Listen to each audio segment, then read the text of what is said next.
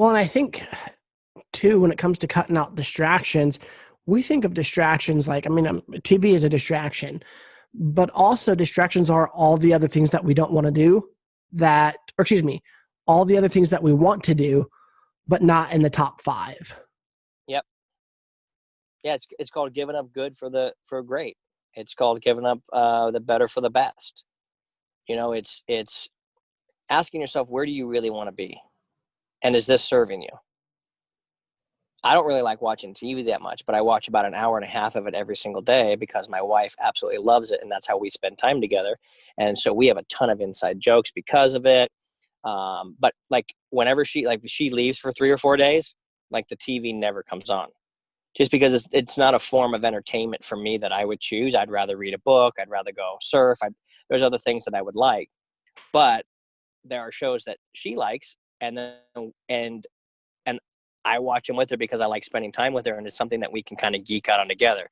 Kind of like how sometimes she'll watch football games with me. Like she could care less. Like she went to a kids party on Super Bowl Sunday rather than watch the Super Bowl because she could absolutely care less about football. So sometimes we compromise and do those things to be with each other. But when it really boils down to it, I think and here's the sad thing, and I hate to say this. Oh my God, I almost don't even want to say this out loud. But I can tell you the very specific thing people need to do to wrap their time and get their time under control. And the fact is 98% of people, when they hear it, will not do it. They'll go, that's true, Keith's right, but they still won't do it. Here it is. You ready? Yes. Write down everything you do during the day in 30-minute chunks. 30-minute chunks, write down everything you do. Do that for an entire week, and then look back on it and say, did I hit any of the things that were actually driving me forward towards my goal? And if not, then I need to open up those time slots for things that are actually going to help me get towards my goal, and stop doing the other things. Mm-hmm. If somebody did that, they would actually move the ball forward so radically towards the things that they actually want to do that their life would be entirely different in 90 days. But that sounds so simple. There's no feeling. Like, we love buying new programs. We love reading new books. We love joining new coaching programs because it hits all of our endorphins, and our endorphins are saying, this is the time. This is the one. This is the tactic. And it's like, it might have been, and it might be. Problem is, it's in your hands, and you don't know how to handle yourself. So you have a great, great tool in your hand. Problem is, you're too fucked up to understand how to actually use it.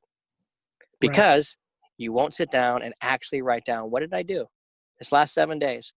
And did I do any of the activities that are moving me forward? And the answer almost always is not really.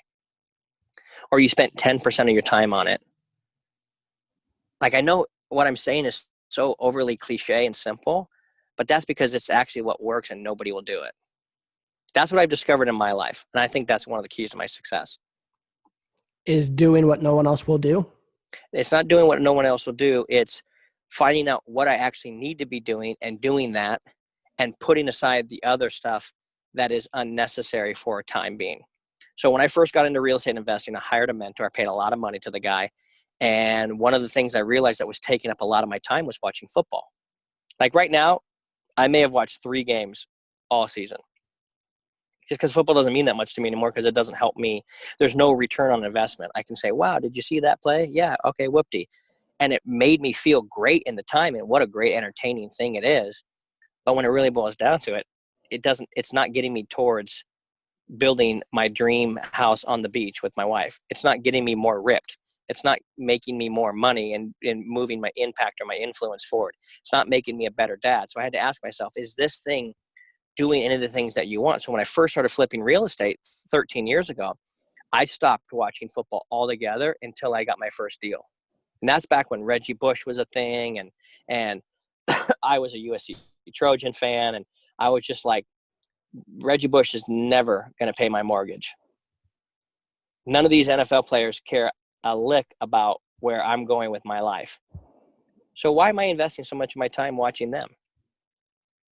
Right. So I had to cut that out until I got to where I want. And I go, okay, cool. Now I can give myself a little entertainment break. And dude, I'll tell you, it's hard because we're addicted to entertainment. We're addicted to all the things that we actually, if you boil right down to it, we think we're entitled to. We think it's our right as an American to be able to watch football on Sunday.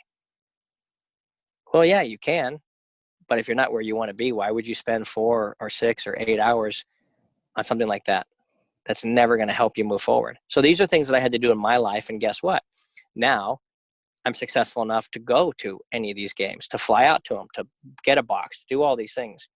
But the interesting thing is I can go do that, but now I really don't even care. A couple of my buddies and I, Garrett J. White and Pete Vargas, we were sitting around. We're like, hey, do we all want to go to the let's all go to the college national championship game? I'm like, yeah, that sounds like fun because I'd like to hang out with my buddies. But then I thought, shit, I don't even watch this stuff for free at home. Why am I going to go spend 10 grand on a trip? I'd rather go surf Indonesia for 7 days with my wife and Garrett and his wife and do something I actually really love rather than invest in this. You know what I'm saying? So it's Right. like, and I would have never thought that would happen. I would always thought, man, as soon as I can afford these things, I'd be out to them.